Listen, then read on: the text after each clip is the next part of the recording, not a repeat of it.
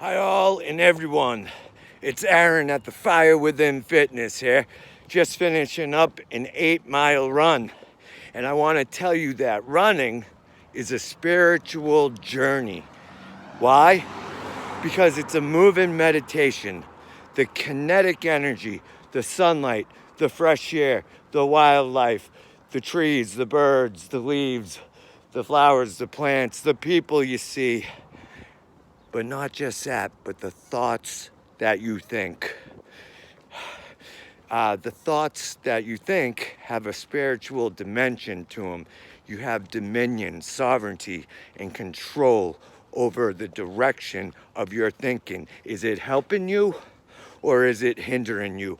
Are you operating from a love and abundance-based mentality, or are you operating from fear, lack, and scarcity? I had a beautiful run today. It was all a gratitude list. I'm so happy and grateful now that I have fresh air in my lungs, sunlight in my eyes, and the power and strength of endurance in my legs and in my heart to push and build that mental fortitude to keep going and not stop, smash up those hills. As Marcus Aurelius said, what impedes action advances and accelerates action. The obstacle is the way.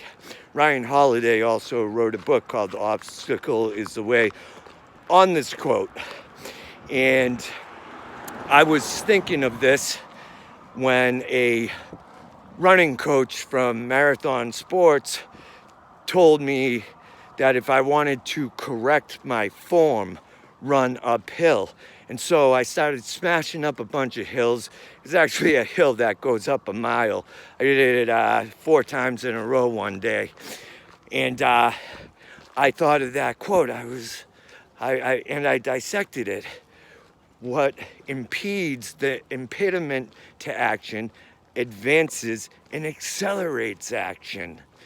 And it corrects your running form on the flat ground. It corrected, I used to kind of run with my feet out to the sides, and I corrected it intentionally. It took a little while, but you had to be mindful of the form. There's so many different things to make running more comfortable, because it could get pretty uncomfortable sometimes, admittedly, right? And we do these uncomfortable things and try to make it our comfort zone, because we know that instant gratification and pleasure seeking is not where it's at. That is not going to build you. That's backwards thinking.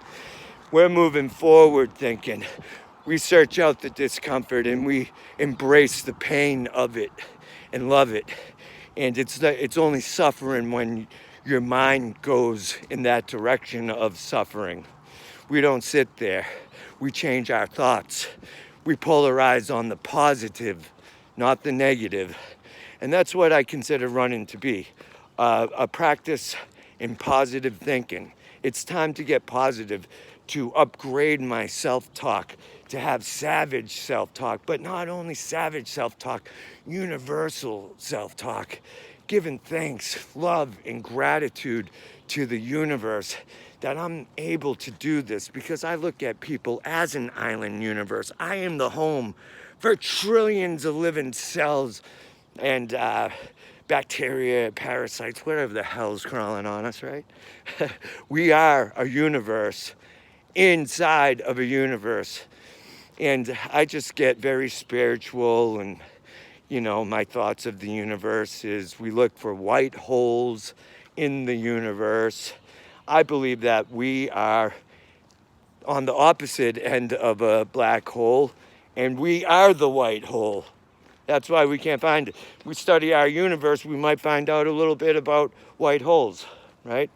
This is just where my thinking goes. I was all over the place. I always think of Carl Sagan and his Cosmos series that sparked a lifelong obsession back in 1983 when I was 8 years old. Every Sunday, Cosmos would come on with Carl Sagan as the teacher of astronomy and the universe and stuff like that. And my jaw must have hit the floor because I was so impressed with his sincerity and how eloquently he spoke. And I knew what kind of person I wanted to become when I heard his passion for and love for the universe. And it instilled in me a passion and love for the universe. And I love the universal laws. I've been studying tarot cards for years now, and the esoteric knowledge of the universal laws are in these tarot cards. You know, the number one card is the magician. He points up, he points down, as above, so below.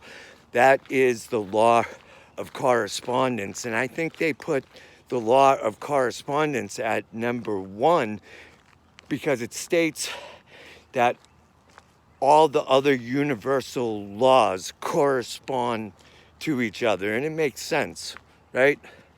Like the law of vibration and the law of attraction, you have to be vibrating at the right frequency to attract these certain things into your life. Your vibe attracts your tribe. That's a beautiful saying because it ties up two universal laws in one sentence. Your vibe attracts your tribe. Like attracts like, and thoughts become things. And that's why you have to be intentional about the direction of your thoughts, because thoughts really do become things. So may as well upgrade and beautify and cultivate and plant the right seeds of thoughts up in your head. Weed out the weeds, take them out, pull them up by the root, cull those suckers up, plant the good, intentional, positive thoughts of love, hope, gratitude, wisdom, abundance, enlightenment. That's a worthy goal. Spiritual awakenings. These things don't just happen overnight, but they do happen. You can have a spiritual awakening. This is the theme of the AA and NA program, but you're not going to just have one by just being sober. That is just something that should be. You should just be sober, you know? And then, it takes a lot of work on yourself to actually have it dawn on you one day, wow, I am the master of my fate. I am the captain of my soul. I get to set the sails. What direction are we going? Let's set the sails. Let's go and move into a good direction. Polarize yourself on love and abundance. Keep hope alive. Love you all. Have a great day. I am. You should too.